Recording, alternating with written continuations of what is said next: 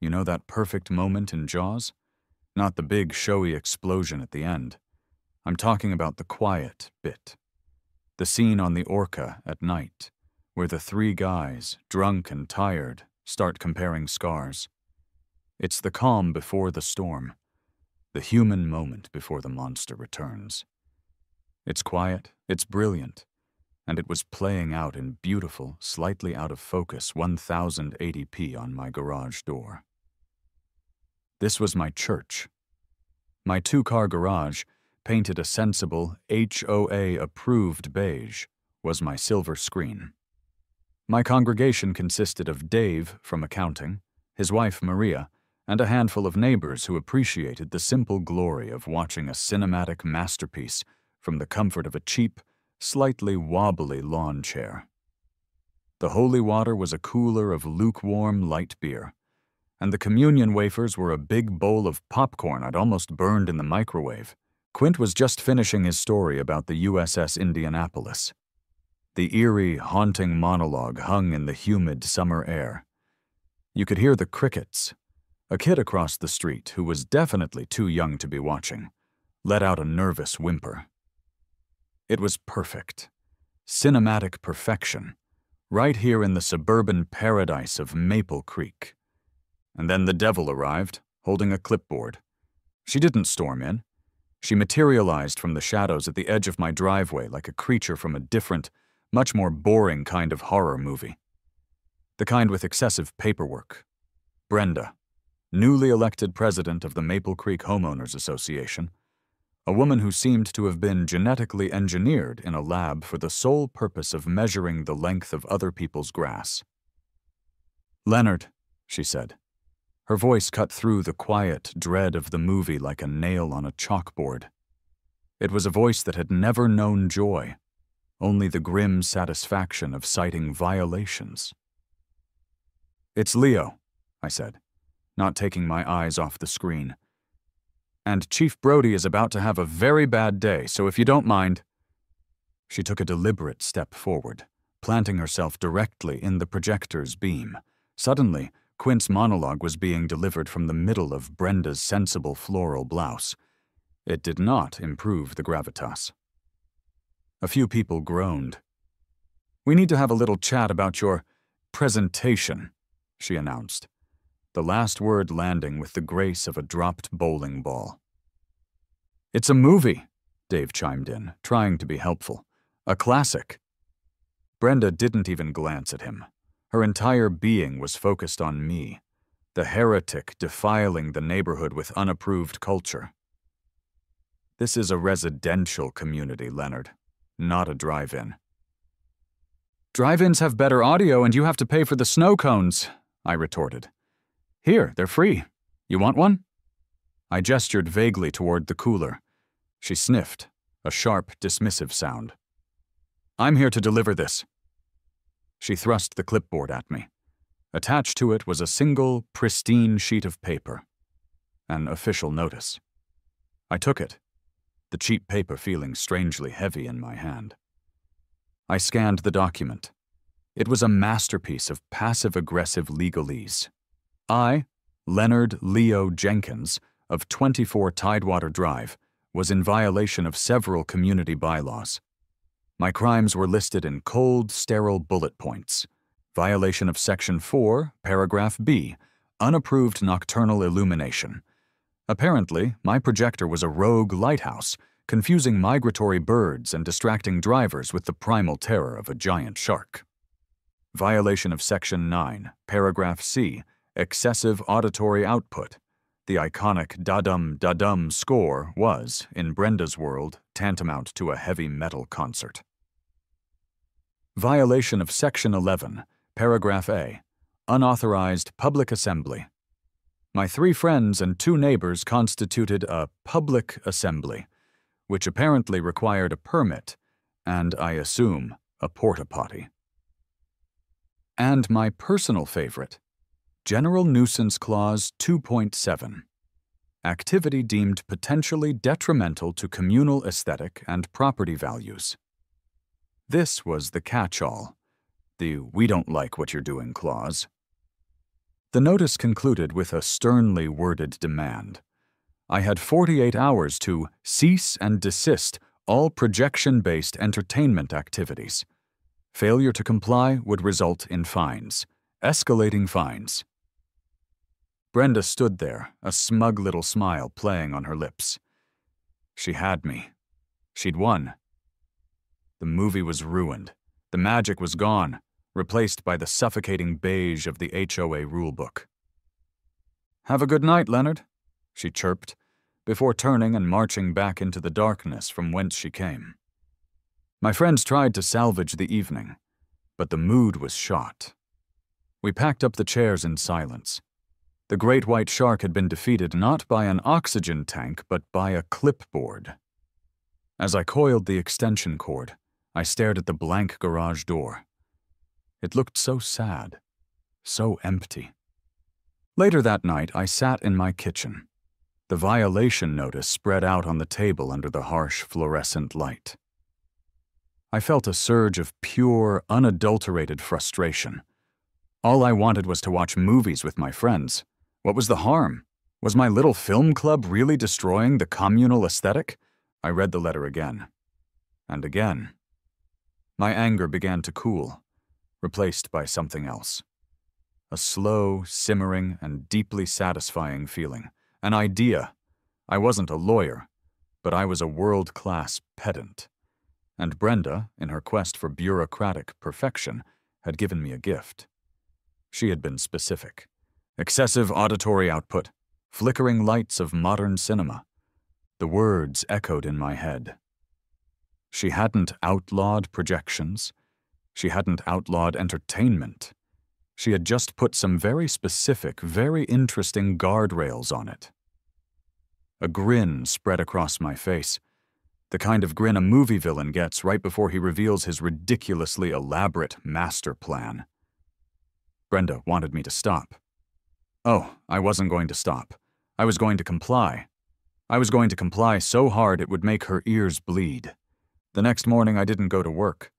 I called in sick with a vague household emergency, which wasn't technically a lie. My household was in a state of emergency. It was becoming unbearably boring. My mission was clear. I needed to become an expert in the sacred texts of the Maple Creek Homeowners Association. I unearthed the welcome packet I'd received when I bought the house. There it was.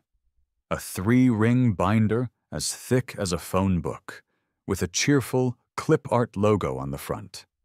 A smiling cartoon maple leaf holding hands with a smiling cartoon creek. The contents were considerably less cheerful. This wasn't a rule book. It was a psychological warfare document designed to grind the human soul into a fine, compliant powder. With a pot of coffee that could dissolve steel and a pack of neon highlighters, I went to work. I was no longer Leo Jenkins, suburban homeowner. I was an archaeologist, carefully excavating the fossilized remains of joy and common sense buried under layers of sedimentary regulation.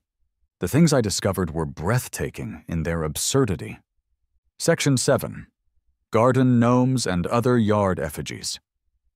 All decorative gnomes were to be no taller than 12 inches and must be facing magnetic north. Why? The bylaws offered no explanation, perhaps to avoid offending some ancient, powerful gnome deity. Section 12. Mailbox flags. The little red flag on a mailbox, indicating outgoing mail, was not to be left in the up position for more than 6 consecutive hours. An abandoned flag was, apparently, the first sign of societal collapse. Section 15, Paragraph D. Holiday decorations. Inflatable snowmen were permitted, but only if their internal fans operated at a decibel level below that of a light conversational whisper. All Halloween decorations had to be removed by November 3rd, no exceptions. Woe betide the homeowner whose plastic skeleton lingered until the 4th. Section 21. Trash receptacles. Bins could not be placed curbside before 6 p.m. on the evening prior to collection day and had to be retrieved by 8 p.m. on the day of collection. I imagined Brenda sitting by her window with a stopwatch and a notepad, gleefully documenting every minute of non-compliance. For hours, I waded through this swamp of pedantry. It was demoralizing, but I was a man on a mission. I wasn't looking for what I couldn't do.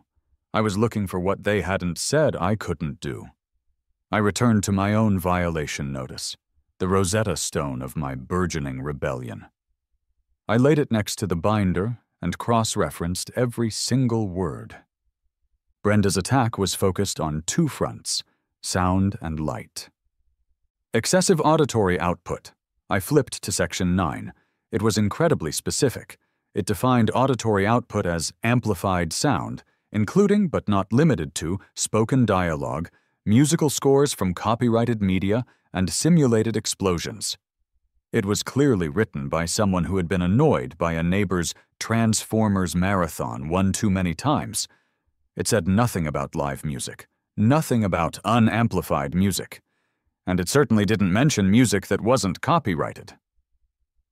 Unapproved nocturnal illumination. This one was trickier.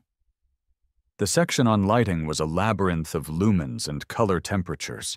It forbade strobe effects, flashing lights, except for Christmas, and even then, only in a non-epileptic pattern, and any light source that spills significantly onto an adjacent property.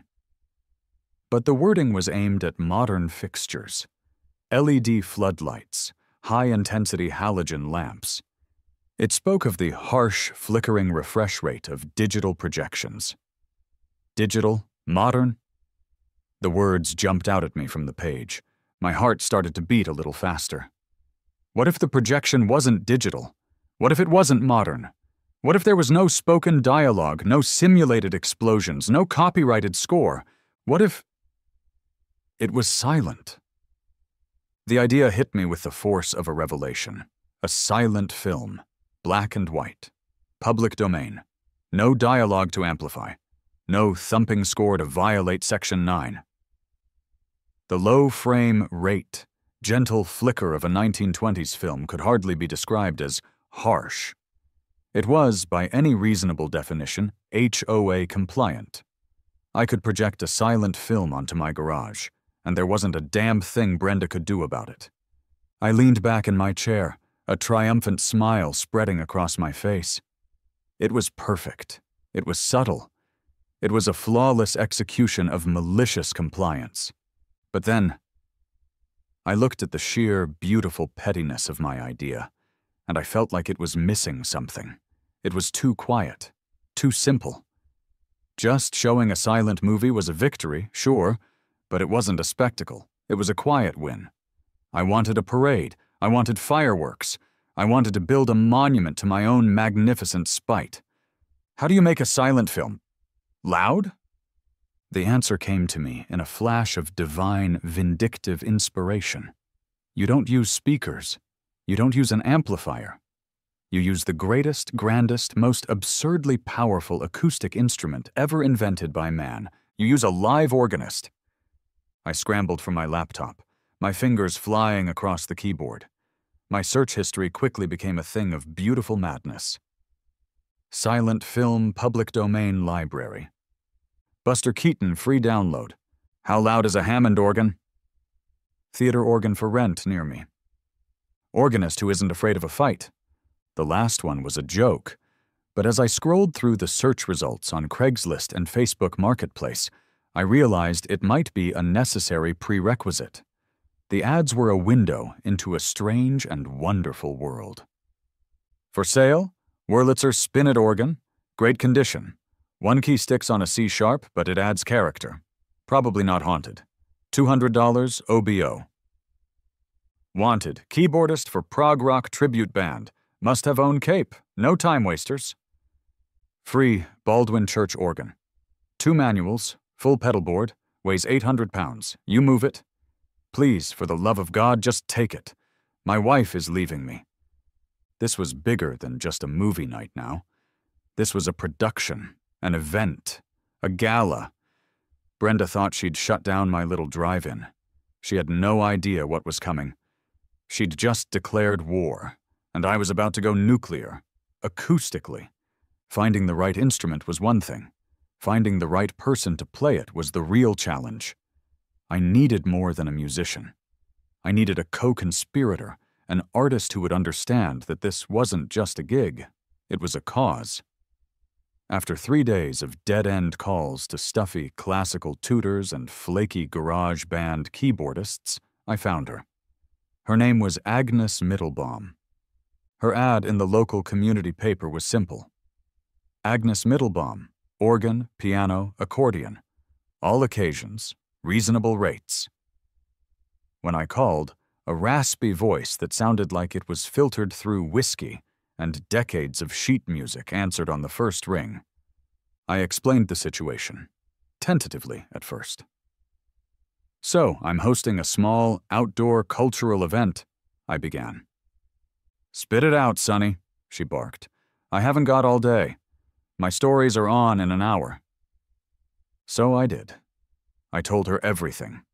The garage, Jaws, Brenda and her clipboard, the bylaws, the loopholes, the beautiful, spite-fueled vision of a live-scored silent film festival. I expected her to hang up. Instead, there was a long pause on the other end of the line, followed by a slow, wicked cackle. "So let me get this straight," she said, her voice brimming with delight. "You want me to provide the thundering, dramatic soundtrack for a Buster Keaton movie projected on a garage door, all to stick it to some busybody with a stick up her ki—" "Precisely," I interrupted, perhaps a bit too quickly. "Her name is Brenda." "Brenda," Agnes snorted. "Of course it is. It's always a Brenda or a Carol. I'm in, but I have conditions. First, I'm not using my little spinet in the living room.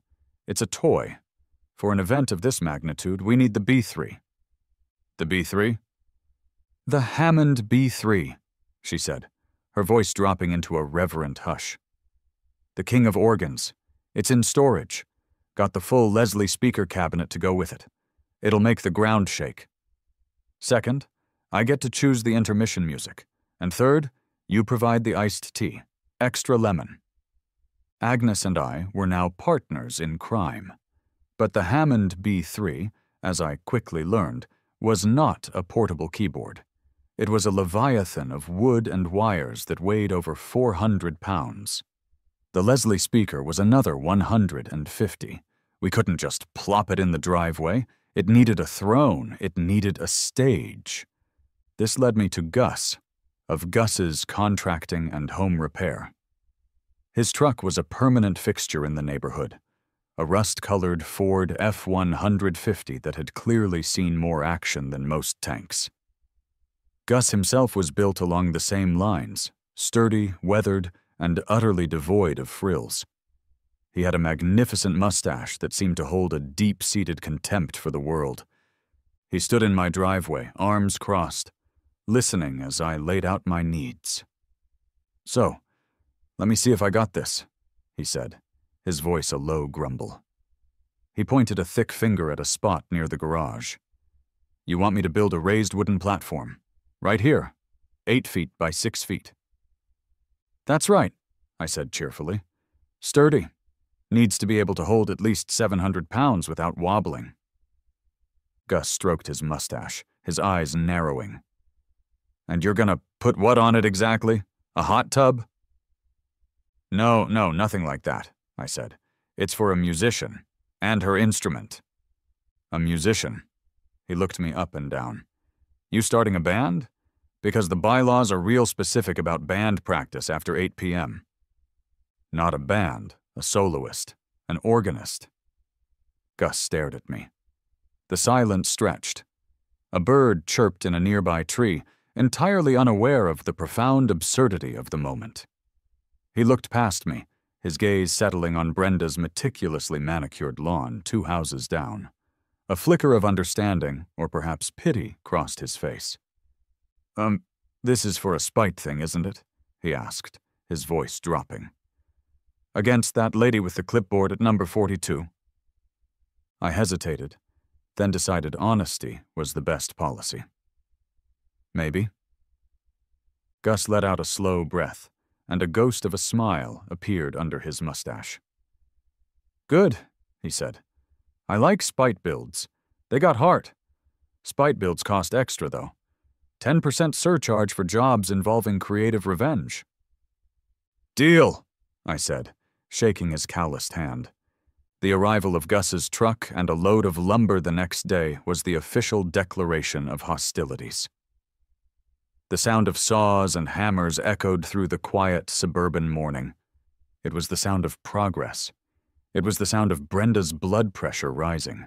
It took her less than an hour to call the cops. I saw the patrol car roll slowly down the street and pull up to my curb. 2 officers got out. The older one had a weary, seen-it-all look.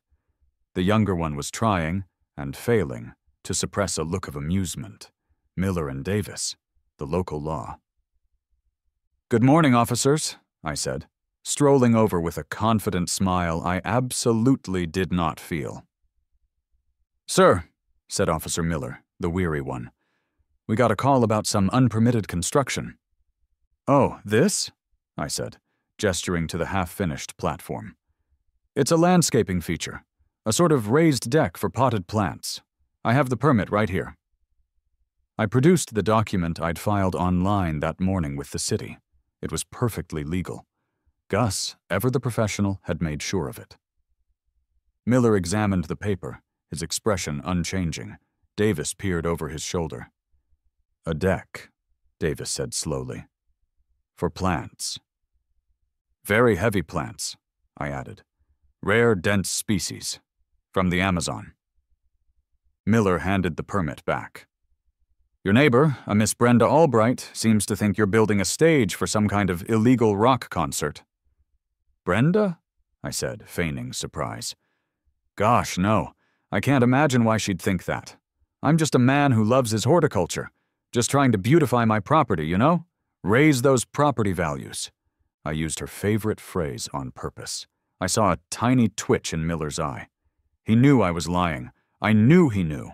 But the paperwork was in order. There was nothing he could do. All right, Mr. Jenkins, he sighed, sounding profoundly tired. Just keep the noise down with the construction. Will do, officer, I said. Only the quietest hammers from here on out. They got back in their car. As they drove away, I saw Officer Davis glance back at the stage, and I could have sworn he was shaking his head and smiling. Phase 1 was complete.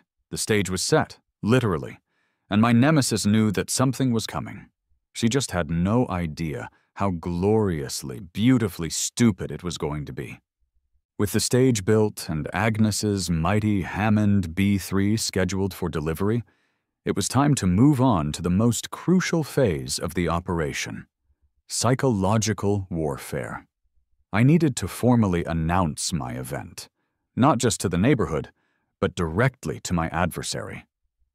A simple email wouldn't do. This required paper. It required a certain panache. I spent an entire evening in front of my computer, channeling my inner frustrated artist. I chose a font called Trajan Pro, the one they use for all the fancy movie posters about Roman epics. I found a piece of public domain clip art, a flourish of ornate Victorian filigree. And then I began to type, each word chosen for maximum passive-aggressive impact. The final product was a masterpiece. Tilda, an invitation to a cultural evening Tilda. The residence of Mr. Leonard Jenkins is pleased to announce the inaugural Maple Creek Silent Film and Organ Gala. A celebration of classic cinema and live musical interpretation held in accordance with all Maple Creek Homeowners Association bylaws. Join us for an enchanting evening under the stars, featuring a screening of cinematic treasures from the silent era, all within the public domain, and presented without amplified dialogue or copyrighted auditory score, thereby adhering to Section 9 of our communal covenant. Tilda the Program Tilda, 7:30 p.m., Buster Keaton's The General, 1926, accompanied by a stirring live performance of its dramatic themes. 9 p.m. Charlie Chaplin's The Kid, 1921. A moving score performed with passion and vigor. Musical interpretation for the evening will be provided by the internationally renowned, in certain circles, virtuoso, Miss Agnes Mittelbaum, on the legendary Hammond B3 organ. This event is free of charge and open to all residents who appreciate art, community, and a strict, literal interpretation of regulatory statutes. Popcorn will be served. I printed 50 copies on thick, cream-colored cardstock. The next afternoon, under the guise of a leisurely stroll, I distributed them. I slipped them into mailboxes and tucked them into screen doors. The final flyer, however, was reserved for a special delivery. I walked up Brenda's pristine concrete path, past her gnome, who was, I noted with satisfaction, facing slightly southeast, and slid the invitation directly into her mail slot. I heard the soft thud as it landed on her floor. Mission accomplished. The effect was immediate and spectacular. Within hours, the neighborhood's digital nervous system, the Facebook group, the group texts, the email chains, lit up like a Christmas tree. The community, once a placid sea of suburban harmony, was now cleaved in two. Screenshots started flying. From Susan at number 31. OMG, did you guys see this? Leo is a legend. I'm totally going #Team Leo. From Gary at number 18, a known Brenda ally. This is an outrage. He is openly mocking the HOA. What's next? A full-blown carnival in his driveway? This will tank our property values. From a teenager named Kyle down the street. Yo, is this FR? A silent movie thing? Sounds kinda weird, but I'm down LOL. The battle lines were drawn. You were either Team Leo, pro-fun, pro-popcorn, pro-creative loophole exploitation, or Team Brenda, pro-order, pro-beige, pro-the sanctity of the bylaws. There was no middle ground. Brenda, naturally, went into overdrive. I saw her through my living room window, pacing back and forth on her lawn, phone clamped to her ear. Her posture was rigid with indignation. She was making calls. She was rallying her troops. I could almost hear her from across the street. It's a mockery, a flagrant disregard for the spirit of the law.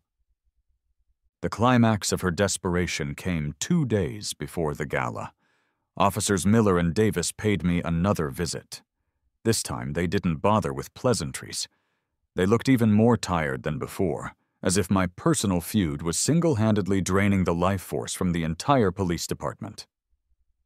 Leo, Miller began, pinching the bridge of his nose. We need to talk. Always a pleasure, officers, I said, leaning against my doorframe. Enjoying the lovely weather? We've had about 15 calls from Miss Albright in the last 24 hours, Davis cut in, holding up his phone as if it were Exhibit A. 15. She's talking about zoning violations, public nuisance laws, unpermitted commercial activity. It's a private party, I countered smoothly, free of charge, and the flyer clearly states it's in accordance with all HOA bylaws, which I have studied extensively. It's a cultural gathering. Miller sighed, a sound so heavy it seemed to lower the atmospheric pressure on my porch. Look, Leo, we get it, okay? We get what you're doing here.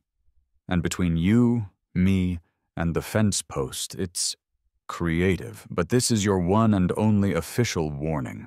We've heard rumors about this organ. If that thing is 1 decibel over the city's noise ordinance after 10 p.m., we are shutting you down. We will impound the organ. We will fine you. Do you understand? The threat of organ impoundment was one I hadn't anticipated.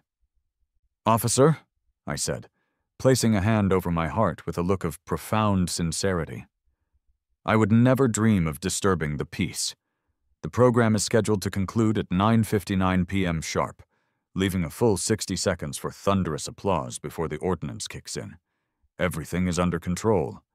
Miller stared at me for a long moment, his gaze a mixture of grudging respect and utter exasperation. "See that it is, Jenkins," he said before turning to leave. "See that it is." As they walked away, I felt a thrill of victory. She had thrown her best punches. She had called the city. She had called the cops. She had tried to rally the board. And she had failed. All her weapons of bureaucracy were useless against my carefully constructed fortress of compliance. The show would go on. The night of the gala arrived, cloaked in the perfect, balmy air of late summer. As dusk settled over Maple Creek, my driveway transformed. The blank garage door was now a massive 15-foot projection screen, taut and gleaming. Gus's stage, the deck for heavy plants, stood proudly, and upon it sat the star of the show, Agnes's Hammond B3. It wasn't just an organ. It was a piece of furniture that radiated pure, unadulterated power, its dark wood polished to a sheen under the glow of 2 strategically placed tiki torches. Next to it, the Leslie speaker cabinet stood like a monolith, promising a sonic experience the neighborhood would not soon forget. The air smelled of freshly cut grass, and, thanks to a rented machine humming happily near my porch, buttery popcorn. They started arriving around 7. First a few curious neighbors, then more. They came with lawn chairs, with blankets, with coolers filled with beer and juice boxes. Dave and Maria sat up in the front row, giving me a thumbs up.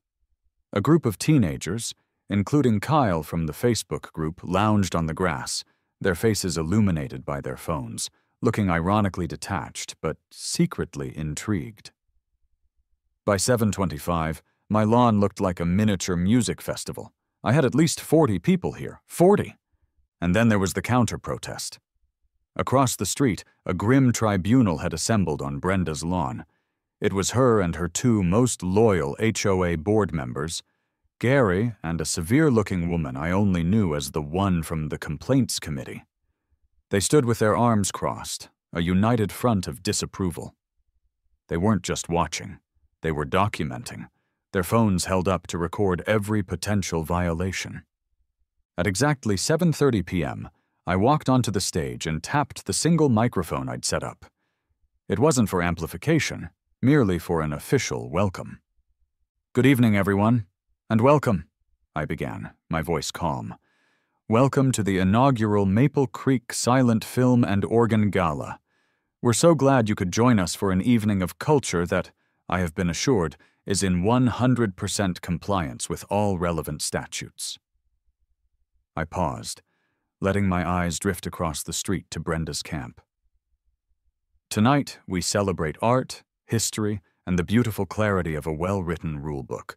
Please enjoy the show, and the popcorn." I gave a nod to Agnes. She was magnificent. She wore a shimmering leopard print caftan, and her fingers were poised over the keyboards. She cracked her knuckles, gave me a wink, and as I started the projector, her hands descended. Buster Keaton's The General flickered to life on my garage. And then the music started. It wasn't just music, it was a physical force. Agnes didn't play the organ. She commanded it. A low, rumbling chord rolled out of the Leslie speaker, vibrating through the soles of our shoes. It wasn't just loud, it was full. It filled the entire space, a rich, complex sound that wrapped around us. She wasn't just playing notes, she was telling the story. When the train chugged along, a playful, staccato rhythm filled the air. When romance blossomed, the music became sweet and lilting. When the cannons fired, she unleashed a thunderous, crashing chord that made several people jump in their seats. The crowd was mesmerized. The teenagers put their phones away. Everyone was completely silent, their faces bathed in the black and white glow from the garage, their ears filled with the glorious sound of the Hammond. Everyone except Brenda. I could see her across the street, growing more agitated by the second. This was not what she had expected. She had anticipated a quiet, pathetic little protest. This was a full-blown event. People were having fun. It was anathema. She started shouting, but her words were mostly swallowed by a dramatic organ swell. "This is a residential violation of nuisance." A few people in the crowd turned and shushed her. This, I could see, was the final straw. To be shushed by her own neighbors while she was trying to enforce the rules? The indignity was too much. Her face contorted with rage, and she pulled out her phone, stabbing at the screen with a trembling finger. She was calling in the cavalry. 10 minutes later, as a dramatic train chase unfolded on screen, the familiar sight of a police cruiser rolled slowly down the street. Miller and Davis again. They didn't use their sirens, but their presence was a bucket of cold water on the warm, festive atmosphere. They parked and got out, their expressions a perfect blend of resignation and disbelief. They strode into the middle of my lawn, right into the bizarre tableau. 40 people staring intently at a garage, an elderly woman in leopard print playing a roaring pipe organ, and, across the street, a woman who looked ready to spontaneously combust. "Jenkins!" Miller yelled over a particularly triumphant fanfare from Agnes. "We need to talk." Agnes, seeing the officers, expertly modulated the music down to a low, suspenseful hum. The timing was impeccable. "Is there a problem, officer?" I asked, walking over to meet them. "We have a 911 call about a major public disturbance, an illegal concert," Miller said, gesturing around at the peaceful, popcorn-eating crowd. Just then, Brenda marched across the street, her allies trailing behind her like vultures. "Arrest him!" she screeched. "This is completely out of control. My windows are rattling." Officer Davis pulled a small device from his belt, a decibel meter. He held it up, pointing it towards the organ. Agnes, seeing this, launched into a soft, delicate passage of music. The meter flickered. "He's at 70 decibels, ma'am," Davis said, looking at Brenda. "The city noise ordinance for live performance doesn't kick in until 85 decibels, and the 10 p.m. curfew hasn't started. He's perfectly legal." Brenda's face went pale. But, it's the vibrations. It's a nuisance." "Ma'am," Miller said, his voice dangerously calm. "Right now, the only person I can hear yelling and causing a nuisance is you." It was a beautiful moment, a perfect checkmate. Brenda stood there, sputtering, her authority completely gone. And then, the climax. On the screen, Buster Keaton's character, Johnny Gray, was in mortal peril. His train was careening towards a burning bridge. The fate of the Confederacy, or at least the train, hung in the balance. Agnes, a true show woman, saw her moment. She took a deep breath, and with a dramatic flourish, she unleashed the full, unholy power of the Hammond B3. She hit a massive, earth-shattering chord, a thundering, apocalyptic blast of sound that coincided perfectly with the train crashing through the bridge on screen. The entire crowd gasped. Brenda jumped back as if struck by lightning, and Miller and Davis, two jaded cops who had seen it all, stood frozen, their heads turned towards the garage door, completely captivated by the black and white spectacle. There was a moment of stunned silence, broken only by the soft hum of the organ. Miller slowly turned his head back to me. He didn't look angry. He looked defeated. He looked at the peaceful crowd, at the triumphant Agnes, at the sputtering Brenda, and then at me. A long, slow sigh escaped his lips. He gave me a look. It was a complex look that contained multitudes, but the primary message was clear. You win, you magnificent bastard, but don't ever, ever make us come back here. Without another word, he and Davis turned, walked back to their cruiser, and drove away. Brenda was left alone in the middle of my lawn, utterly vanquished, bathed in the silent, flickering light of Buster Keaton's victory. The fugue had ended. The war was over. When the final credits of The Kid rolled across my garage door at precisely 9:58 p.m., Agnes concluded with a soft, final chord that seemed to hang in the air for a moment before disappearing into the night. For a beat, there was silence. Then the applause started. It wasn't polite clapping. It was a genuine, enthusiastic ovation. People were on their feet, cheering for Agnes, cheering for Chaplin, cheering for the sheer, unmitigated gall of it all. Agnes, bathed in the glow of the tiki torches, stood up and took a series of deep, theatrical bows. She looked like a rock star who had just finished a sold-out stadium show. She caught my eye and gave me a triumphant grin. As the crowd began to disperse, a steady stream of neighbors came up to me, shaking my hand, clapping me on the shoulder. "Leo, that was incredible," Dave said, his face split by a wide smile. "Best movie night ever." "You're a local hero, man," Kyle, the teenager, said, giving me a fist bump. "That was sick." Susan from number 31 came over with her husband. "Thank you, Leo," she said, her voice sincere. "Brenda has been terrorizing this neighborhood with violation notices for months. It's about time someone stood up to her."